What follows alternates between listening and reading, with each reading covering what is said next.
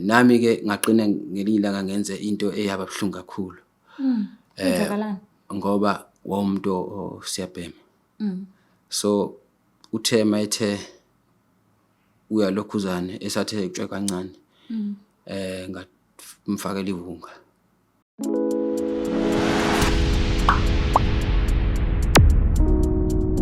Ngibingelela lonke ngiphinde nginamukele kuhlelo silibiza ngokuthi sikhipha izimfihlo kaBlaqlife TV. Igama lami ke ngikuStufuza Dlangamandla Zulu, umngweni komsavokazi umvuleni intokazi azalwa Mamkhize. Today sihleli nobhuti uzosichazela kabanzi ukuthi ubekwa yini la ekhaya namhlanje. Sawubona. Yebo sisi njani? Ngiyaphila kunjani? Ngiyaphila ngezokwena. Khona nathi. So ubekwa yini la ekhaya namhlanje? Sisi nginemfihlo engifisa ukuthi ngihlambuluke la. Yes. Ngenxa ukuthi ngidliwe inhliziyo ngaphakathi and singidla iminyaka lento. Shuthi ke mina igama lami nguSiyabonga ngokamthetho. Le eshowe. So masikhula ke mhlambe ngicathi kwakunyaka ka 2010. Sibancane ke nalensizwa le esasikhula nayo. Sasijwayele ukuthi besizwana nje kakhulu umngani wami. Yes. Kubo ke babemkahle. Yabona nje bemkahle babantu abamkahle. So manje isikhathi esiningi zonke izinto ngangenazo mina ngoba ekhaya kwakuhlwempu bengicela kuyena usizo kuyena naso zonke isikhathi. Ngiyakhumbula ngelinye ilanga into ayenza ebhlungu eyadala ukuthi kuze kwenzeka ngalendlela akwenzeka ngayo. Okushuthi wayephethe isikhaftini yabona. Yes. Ngicathi angazi anginayishoyo ukuthi kwathatha isikhathi singakanani kodwa sase siqala ukuvunda. Wase ngidokhuzaneke.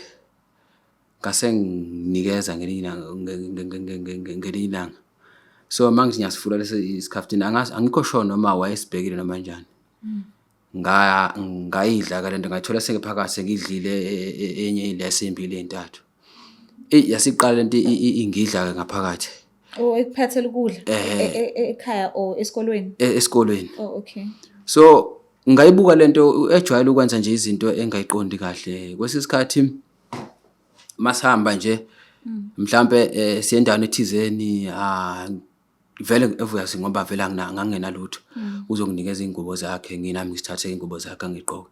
Manje ke useyashutha ngelinye ilanga useyasho nje ukuthi impahla zami eposta ku WhatsApp yabona yonke lonto leyo. Yeah, because ngaleso sikhathi sathi simasihambile shuthi owesifazane ngaxoxisana naye yabo. Manxoxisana naye wavuma waba nomona ke shuthi yena ngicathi waba nomona ngoba leyo ntombi leyo ngathi naye wayifuna.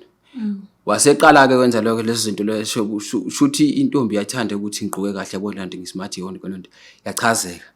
So waseqala lokho ngipulisha kancane yabona nje nami ke ngaqina ngelinye ilanga ngenze into eyaba buhlungu kakhulu. Kwenzakalani?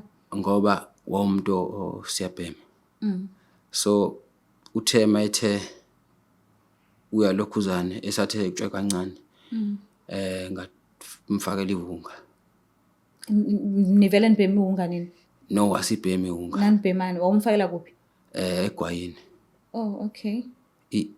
Ugwayi wesiZulu? Yeah, ugwayi wesiZulu. Oh. Ngoba kwakuyiphathi nje ngaleso sikhathi mangikhumbula kahle sijabule kumnandi.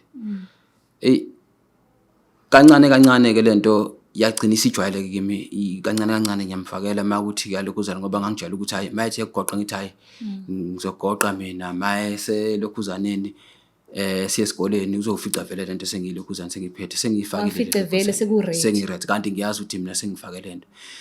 Manje kongakuba waqala nasesikoleni waleka ngoba wayemuntu ohlakaniphile nasesikoleni.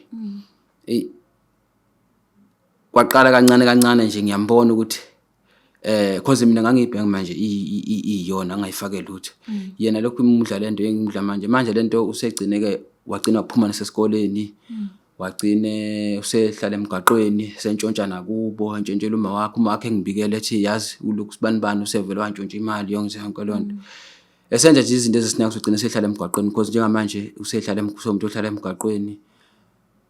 Manje sisiyangidla kakhulu lento ngiyafisa ukuthi mhlambe ngiconfess kuyena ngimtshela ukuthi kwenzakalani. So wamfaka kwiWunga ngenxa yokuthi ubelokhu ekubhulisha. Engibhulisha cause manje ngicathi kusuka kwayo lento leya ukuthi ngagqoka impahla zakhe. So ngathi mangilokhuzana ngithola intombi. So waba nomona yena. Angazi noma ngibiza ngomona. So ngoba yena wayemkahle. So ngase ngicina ke manje nami ngenza lezi zinto ke nami kwagcina kwaba into kanjalo. Wolokhu umfakela nje kancane. Ngalo ngimfakela kancane. So Manje yena wayengazazi ukuthi usebhemi iWunga. Ngendlela ngibona ngayo wayengangazazi because wayibona lento nje ukuthi utshela ukuthi kwayiwesulu nje kuphela.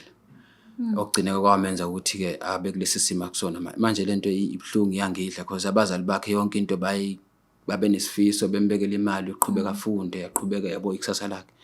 Manje uhlala emgaqweni. Uhlala emgaqweni manje. Mina ke ngumuntu osezowaphumelela ngiyasebenza kodwa manje yena uyabona le nto leyo ngoba nala ahlala khona indawo ejwayele ukudlula ngakhona yabo lento iyangidla lento.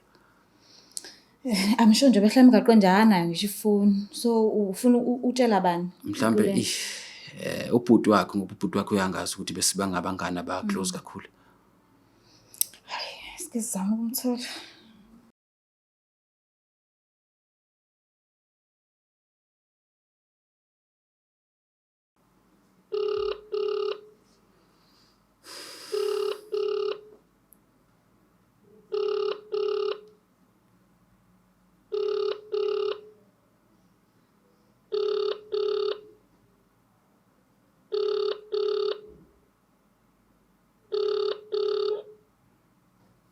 You have reached the mailbox of. Okay, asimthole sike siphinde sizame futhi. Mhlawumbe uMatasa la ekhona noma angazi. Mhlawumbe semsebenzini.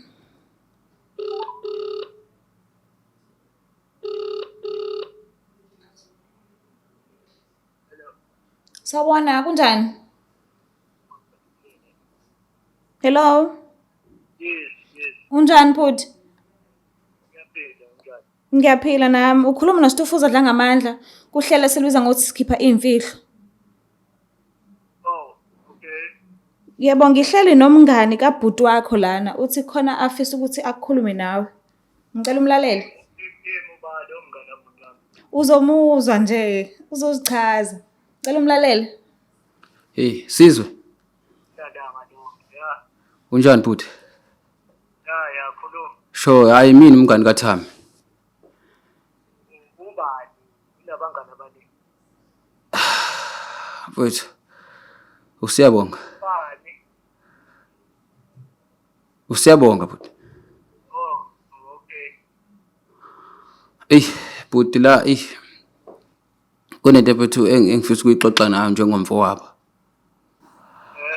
Khuluma umsebenzini. Ya, ushuthi ke njengoba umbona nje mfowethu uThami kulesi simo akusona ngicela wazi ukuthi mfowethu imina mfowethu oyikhozi yonke lento nje esekulento ayiyona nje and ngiyazi mfowethu ukuthi lento mhlambe izokuphatha kabi kodwa ke mfowethu ngiyafisa ukuthi manje mhlambe simtholele usizo ngoba nami isingiphatha kabi yangidla ngaphakathi.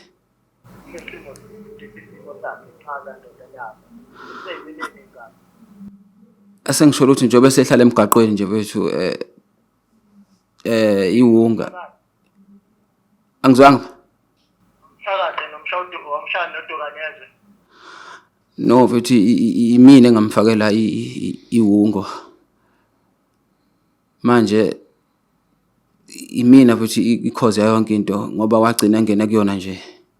Imina manje mfowethu ngiyaxolisa kakhulu ngiyazi mfowethu ukuthi Mhloso kwakuyi. ngingasho ukuthi mfowethu umona inhliziyo nje mfowethu. Awufike la ntamba ngadlo ndaba kumele sikhulume sibhekene sibona qhayi kakhulu. Ngiyakuzwa mfowethu ayikho inkinga ngafika mfowethu.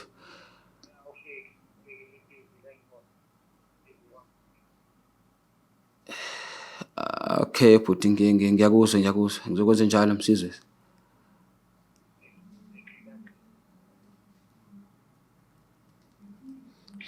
Ngathi simfice kabi esemsebenzini uMatasa.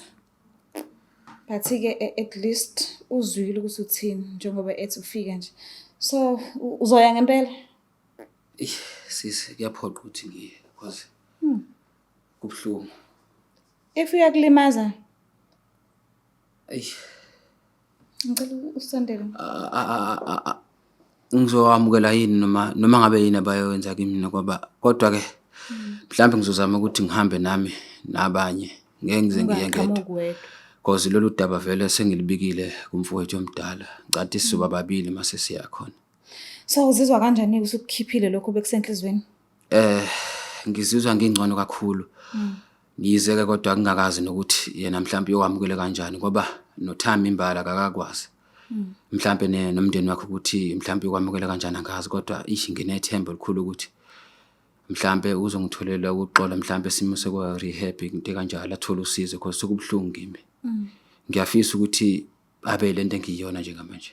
Because ngiyakubona uclean wena and ngiyazi abantu benazi benindawonye lobabili kuyaba yena usehlala emgaqweni and wena usala kanje ukuthi ningi vele imibuzo abantu ngenze usibazibuza ukuthi uhlambe wasala kanjani ngoba phela uyasho usikade ne close kakhulu. Impela kunjalo. Ngiyathemba ukuthi nje usizo uzolithola sisubhlungu. Manje wena ungathini ke kumuntu ekhaya ocabanga ukwenza lento owayenza kumngani wakho ungamyala uthini? Ezengaqala sisi ngoba ave kubhlungu ukuthi kade niphila ndawonye nabantu uyabona sekubona wena usungcono yena esekulesi simo uyabona because abanye babo bazoyibuza ukuthi ngabe yini edala ukuthi wena mhlawumbe ungamsiza omunye awumfangana emsebenzini yabona yini wena ngoba phela mhlawumbe nani kanihamba ndawonye yabona.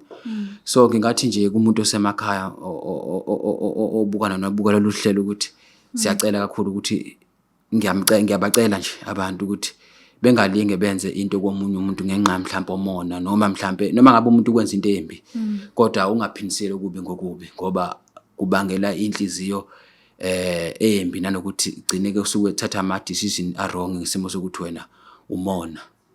Yebo. Siyabonga kakhulu ukuthi uzivakashele kuhlelo lethu. I hope uzosizakala noma ukuthi usuyahamba uya kubo kwaThami niyohlela kahle zonke izinto. I hope uzosizakala. Ngiyabonga kakhulu sisi nami ngiyabonga kakhulu nakuhlelo lolu ukusizakala ukuthi mhlambe kwazi ukugcina ningisizile ukuthi ngixhumane nabakubo. Niyazibonela lapho emakhaya ukuthi kunzima la ngaphandle.